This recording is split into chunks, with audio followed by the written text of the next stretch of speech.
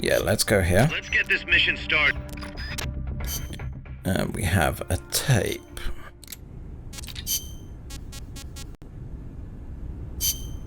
Ooh. Ooh. Hello, Snake. It's been a while, hasn't it? I hear you've been causing quite the ruckus in Nicaragua. Nothing much to report from my end. The legacy's being put to good use. Or so they tell me. But enough with the small talk.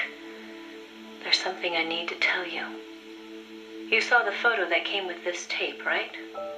The boss gave that to me 10 years ago. I'm sorry, I should have told you sooner. I probably should have told you right away. But sending it to you hasn't been an easy decision to make.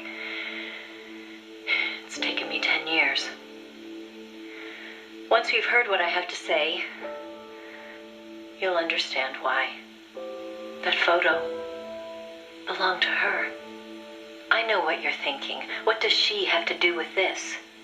You've probably seen it 100 times in the press already. Obviously, it's of the Mercury 7, the first group of American astronauts, the heroes of Project Mercury. But there were actually 8 people in that photo. One of them was edited out, erased, without a trace. That 8th astronaut, the one airbrushed out of existence, that was her, Snake. Now, why did they need to keep her existence a secret? What were they trying to hide? The answer goes back even further. 17 years ago.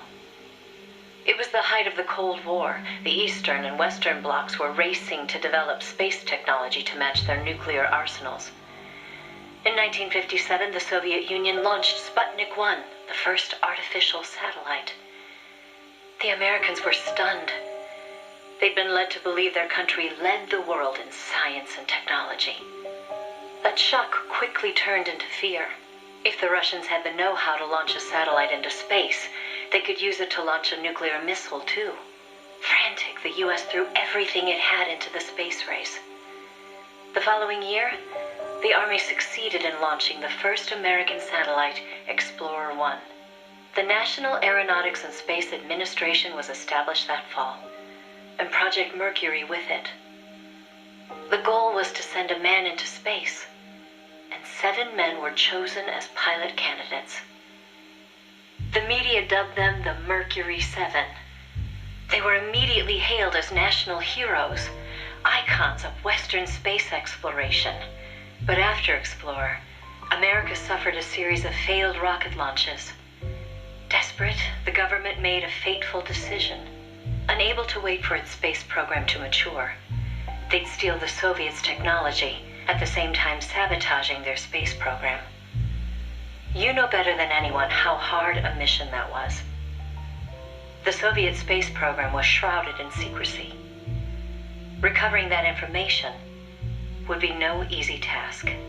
Using the help of an insider, they'd insert a sleeper agent into the research institute, or else recruit one of those insiders to do the job for them.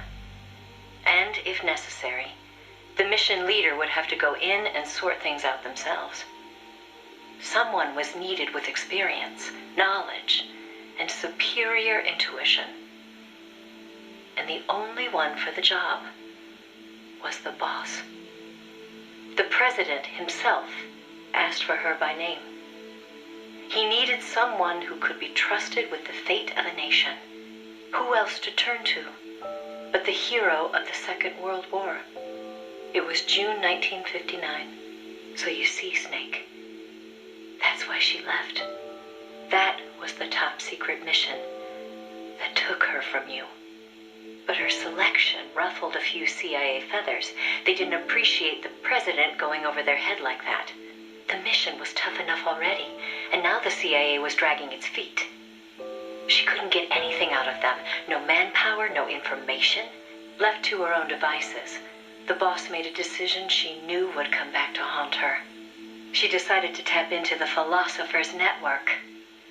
And that's when the wheels of fate began to turn.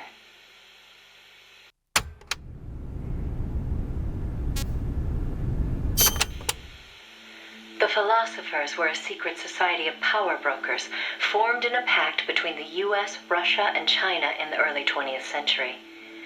Of course, by that time, the American and Soviet branches had already parted ways. But there were those among the remaining Russian philosophers not entirely happy with the one-party communist state. The boss reached out to them. She arranged clandestine meetings in Berlin, hoping to find a way into OKB-1, the Soviets' premier design bureau. She worked tirelessly to win their sympathy, in some instances using huge sums of cash, in others by helping them over the Berlin Wall. It was a dangerous game to be playing. The philosophers had everything on her, and not just information either. She'd given birth to a child on the battlefield, only to have them immediately snatch it away. I know she told you that story. If that child was in the hands of the Soviet philosophers, she'd be putting more than just herself in danger. But she did what she had to do.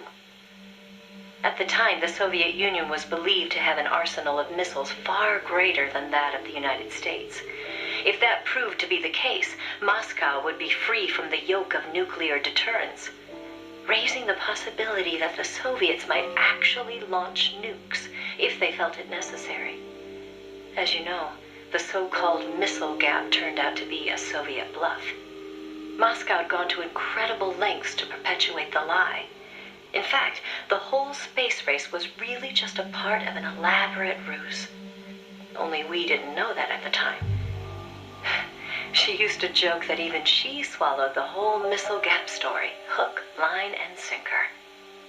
She put her life on the line, for the sake of her country, to prevent nuclear war. And it was because of her sacrificial efforts that America succeeded in placing a sleeper agent inside OKB-1. NASA began to receive huge volumes of technical data from the Soviet program. By the end of 1959, they'd succeeded in sending a chimpanzee named Sam on a ballistic rocket flight. The rocket never left the atmosphere. But all the same, it was a huge success for NASA, restoring confidence in its technology. Then, just when the operation was starting to produce results, the CIA came calling. "You're a war hero," they said. "No need for you to dirty your hands with this sort of black ops. We'll take it from here." In effect, they wanted to reap the rewards for themselves.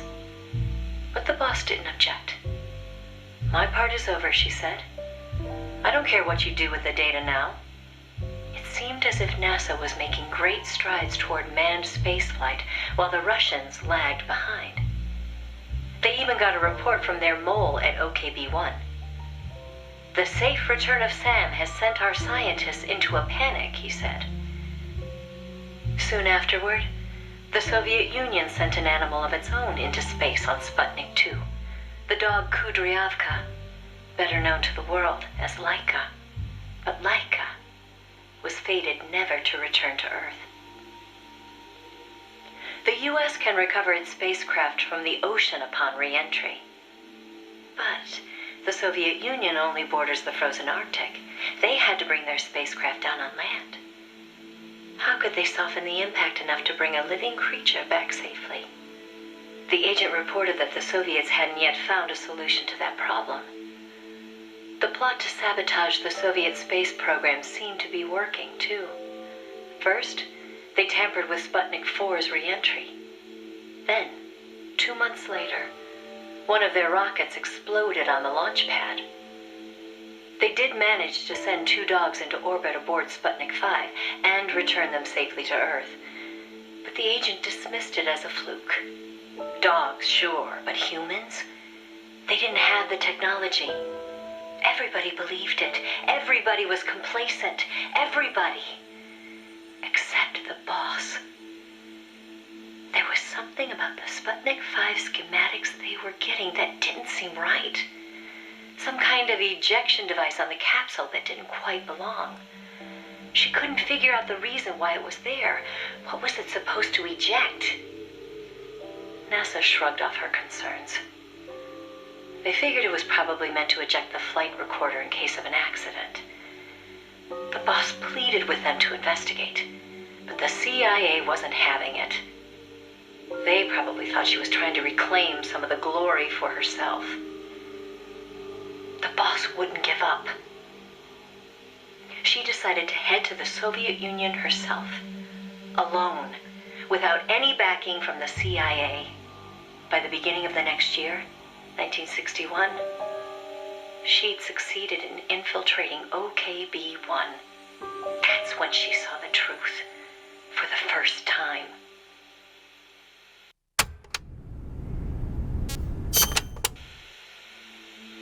The sleeper that she'd worked so hard to place was a double agent. He'd been turned by the Soviets and was feeding the Americans lies. But what shocked the boss even more was why. The CIA's access agent had been taking a large cut of the sleeper's pay. The sleeper felt what little he was left with wasn't worth the risk. When he got a better offer from Moscow, he took it. At some point, the Americans' intelligence operation had become an open book to the Soviets. And contrary to what the sleeper had been reporting, the Soviets' manned spaceflight technology was quite advanced. It wasn't until she infiltrated OKB-1 herself that the boss learned the truth about Sputnik 5. After the spacecraft re-entered the atmosphere, it ejected the pilot, seat and all, at an altitude of 7,000 meters. It was the Soviet solution to the problem of land recovery. The mystery device attached to Sputnik 5 was for that purpose. The pilot would parachute down from that high altitude wearing a bulky spacesuit. Crazy, I know. The Soviets knew exactly how dangerous it was, of course. So much so that they gave Yuri Gagarin, the first man in space, a special 2-rank promotion before re-entry. Only Moscow could come up with this kind of plan. With total state control over information, they could easily pretend it never happened in the event of a failure. The boss passed the info on to NASA. It was their worst nightmare. The glory of mankind's first spaceflight was about to be stolen from them by the Soviet Union. It was Sputnik all over again. And the CIA was caught no less off guard. Their ineptitude had caused the fiasco in the first place. The Soviets' deception was brilliant. They'd woven a masterful tapestry of truth and fiction to convince the Americans their intelligence operations were proceeding as planned. No one but the boss could have seen through it. It was obvious the Soviets had some gifted minds working on their side. But that certainly didn't excuse the CIA's massive failure. The CIA wasn't done, though, and devised an ingenious plan to avoid taking responsibility. Luckily for them, a new president had been elected the previous November, John F. Kennedy. As he didn't know the case history when taking office, the CIA was able to feed lies to his new administration. They masked their own failures, placing the blame squarely on the boss's shoulders. After all, she'd selected an unreliable sleeper. They claimed she'd failed to make use of one of the most effective means of controlling a sleeper agent's actions: holding their family hostage. The boss was well aware that would have worked. She told me so later, but she couldn't bring herself to do it. It seems clear it had to do with having her own child taken. She could never inflict the same pain on anyone else. The CIA used that against her. In his election campaign, Kennedy had vowed to close the missile gap with Moscow. If America lost the space race, that promise would be worthless. The fact that the president had no links to the philosophers only made things worse. He was completely unaware of the secret networks she'd used to complete her mission. In his eyes, she was no better than a traitor. The fate that awaited her was cruel beyond belief.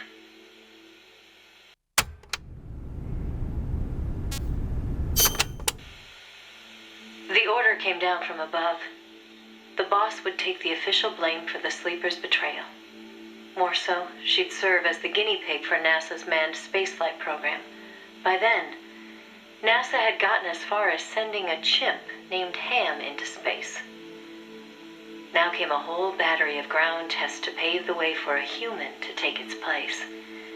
High G tests, zero G tests, spacesuit tests, simulations in pressurized oxygen environments. Some of the tests were highly dangerous, too dangerous for the Mercury 7, who were by then already media darlings. So the boss was made to stand in for them. She could have refused the order, argued her side of the story against the CIA, but she didn't. The way she saw it, her military experience made her a potentially valuable asset to those tests. She felt it was her duty to accept. She soon proved herself right. The boss was more than just a guinea pig. She drew on her experience to give the staff focused advice exactly where it was needed. NASA's space program took off again. At the rate they were going, putting a man in space seemed within reach. The higher-ups at NASA were impressed with her talents. They took to calling her the 8th astronaut, the Mercury Lady. The photo I sent you was taken around that time. I suppose maybe they were planning to use it as propaganda, the world's first female astronaut. But then, just as things were looking up, they hit a new snag. The government told them to add a window. There were no windows in NASA spacecraft back then. Ham never saw the stars around him. But Washington insisted. Their sources told them Soviet spaceships had windows. Space exploration as a form of propaganda in itself. After all, what was the point of sending a man into space if he couldn't tell the world what he'd seen? Most of all, though, they simply couldn't have the Russians doing something they couldn't. It was sheer madness, and everybody knew it. NASA was already facing impossible deadlines. Now they were adding yet another element of uncertainty to the mix. Installing a window would both weaken the spacecraft and make it harder to shield the occupant from cosmic rays. They weren't about to put their Mercury 7 golden boys in that kind of danger. So the boss was chosen as the pilot instead. Even if she made it up into space, she was given less than a 20% chance of returning to Earth alive. But she took it in stride, even helping them make the necessary design changes to the Mercury capsule. It was like going to work every day at NASA to make her own coffin. Then, without warning, the US received intelligence that the Soviets had moved their Vostok spacecraft to the launch site. The launch was set for the following day, April 12th, 1961.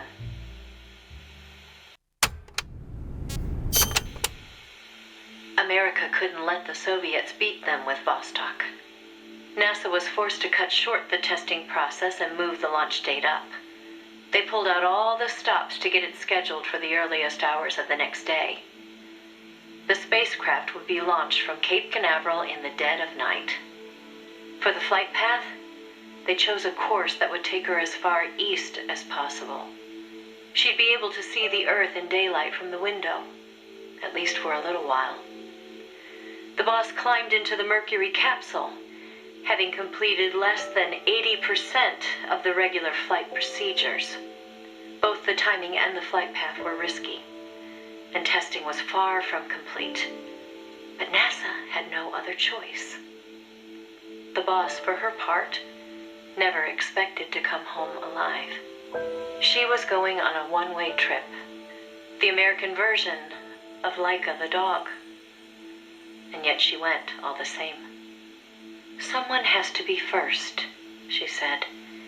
If fate has chosen me, then I accept, for my country, for the balance of the world. That's how she saw things. My chances may be slim, but I'll take them. I've accepted my fate. If anyone can get through this, I can. Then, on April 12th at 1:30 in the morning, the boss entered space. was nothing short of a miracle. First, that she'd made it in an incomplete spacecraft. And second, that her flight coincided almost exactly with Gagarin's. As the sun rose over the horizon, and cosmic rays began to bombard her through the window, she saw the Earth. I think you've heard the story before. It was a world without borders, a perfect jewel. All nations, all ideologies. They seemed so far away. It almost made her laugh, knowing that they'd risked so much to beat the Soviets by a few short minutes.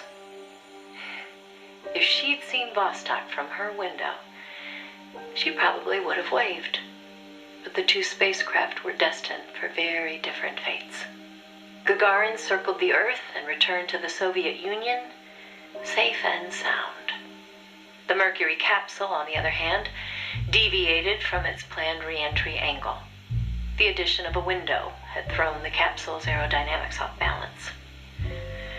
The boss's coffin veered wildly off course and began to plunge earthward.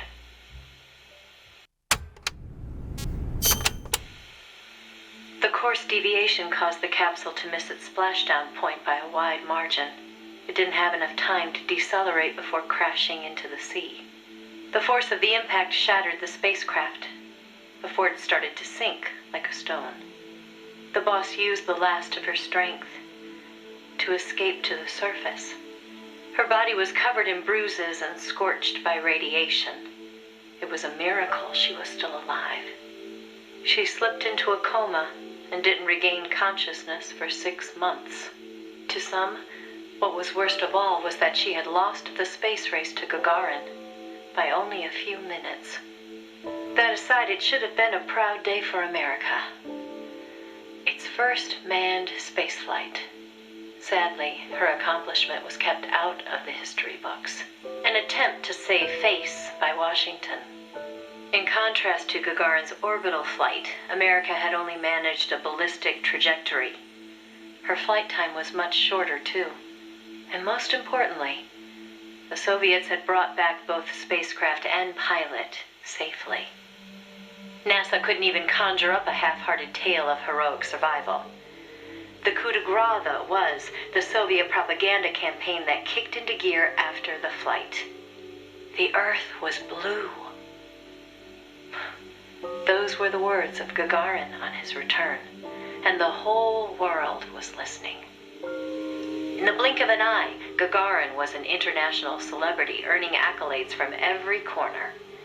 It was a PR coup for the Soviet Union. Meanwhile, Washington could only grit its teeth in silence. They decided there was no value in making the boss's flight public, that it would only make matters worse. So they buried it instead, labeling it a dark mission. NASA and the CIA did everything in their power to erase all traces of the boss from Project Mercury. The result was the photo you see before you. Not a bad job, huh? Not only did they expunge her flight from the records, they denied that she ever existed. And that wasn't the end of it. As an alibi, the military claimed she'd taken part in the CIA's botched Bay of Pigs plot to take back Cuba. And when the boss was finally well enough to return to service, they wouldn't take her back. She was forced to go underground. In the public eye, the boss was still a hero of World War II. In reality, though, she was anything but that. She was a non-person, fit only for the blackest of black ops. In effect, she may as well have been dead. Gagarin went on a worldwide tour in front of millions of adoring fans. The boss, meanwhile, was a walking secret, unable to breathe a word about her experience. The authorities in Washington had this to say: "Why are you still here? If only you'd had the decency to give us a nice quote like Gagarin and then die an honorable death, you'd have gone down as a hero." 3 weeks later, on May 5th, Alan Shepard, one of the Mercury 7, made his own ballistic flight. They sure didn't try to cover up his achievement. Of course, he owed his success to the lessons learned from the boss's tragedy. Before sending Gagarin up into space, the Soviets had used a mannequin called Ivan Ivanovich to test the landing procedure, which would make the boss America's version of a crash test dummy. But she didn't care. "I'm happy to be the dummy," she said, "if it'll help the project succeed. Nothing would give me greater satisfaction." And that still wasn't the end of it. The boss had worked through the anti-Moscow faction of the Soviet Union's philosophers to place the sleeper agent, and at some point, the Soviets found out about it. Yet the Americans remained oblivious to the end. Even the philosopher network the boss plugged into never tipped them off to the double cross. That could only mean one of two things. Either the pro-Moscow philosophers had intervened, or the anti-Moscow philosophers had been turned. Either way, it was a situation their American counterparts couldn't stand. To preserve the philosopher's good name, and to repay her debt, so to speak, the boss once again made her way into the Soviet Union. There, she found herself face to face with the Soviets' own agent.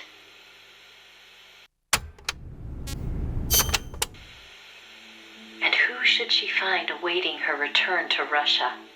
The one who'd turned her sleeper against her, who'd fed them lies all this time. It was her former comrade in arms, the father of her child, the man known as the Sorrow. He didn't know it was the boss who'd sent the sleeper. Or to be more precise, the Soviet philosophers never told him. Former lovers, forced to fight to the death. One would live and one would die, she told me. That was the revenge the Soviet philosophers had in store for me. If both of them survived, their child would suffer in their place. They were left with no other option. The boss shot him. He offered no resistance. When she returned from the Soviet Union, there was no place left for her to go. She'd sacrificed everything. Everything. For her country. And in return, they treated her like a dead woman. She was made a scapegoat for no good reason. Only because power had changed hands in Washington. Any lesser being would have long since cracked. It was then that one of her old SAS comrades reached out to her, Major Zero, and so Fox was born. She undertook a mission that, well, you should know better than anybody. You are a part of it. 20 days after Shepard's flight, President Kennedy announced that America would put a man on the moon. Without the intelligence the boss obtained, America's space program would never have caught up. Armstrong and Aldrin might never have walked on the moon. But the Americans' gain had cost the boss her health, her honor, and the man she loved. The word tragedy doesn't even begin to describe what she endured. The Soviets continued their manned space flights, and in 1963, Valentina Tereshkova became the so-called first woman in space. It's said they took their cue from NASA's long-buried Mercury Lady project. And so that, Snake, is the mission that kept her away from you for so long. Now, I know what you're thinking. Why not use me as her agent? She knew I'd never even think of betraying her. I think it's because she didn't want to drag you into it. She probably knew what was going to happen. To complete the mission, she'd have to turn to the philosophers, and once she did that, whatever came of it, there'd be a price to pay. No one understood that better than her. So please, Snake, let it go. When she gave me the photo, she left me to decide whether or not to pass it along to you. I know she was torn about it, just as I was. She knew you'd probably blame yourself. Why did she hold on to it for so long? That, I can't say. To remind her of how much it hurt to be erased. She wasn't that kind of person. No. I think she meant it to be a message to you. She had her identity, her life, taken away. But she wanted you, of all people, to know the truth. Snake, you've probably already figured this out, but it's no accident that I'm only now sending you something I've withheld for so long. A little bird tells me you recently made a big decision. You and the boss are different people. I understand that. And I'm not trying to second guess you. I simply wanted you to know what she saw, how she felt. That's all. Keep it with you, Snake. Keep it deep inside. Don't ever forget the path she took. Because you and I are the only people on this earth who know the truth.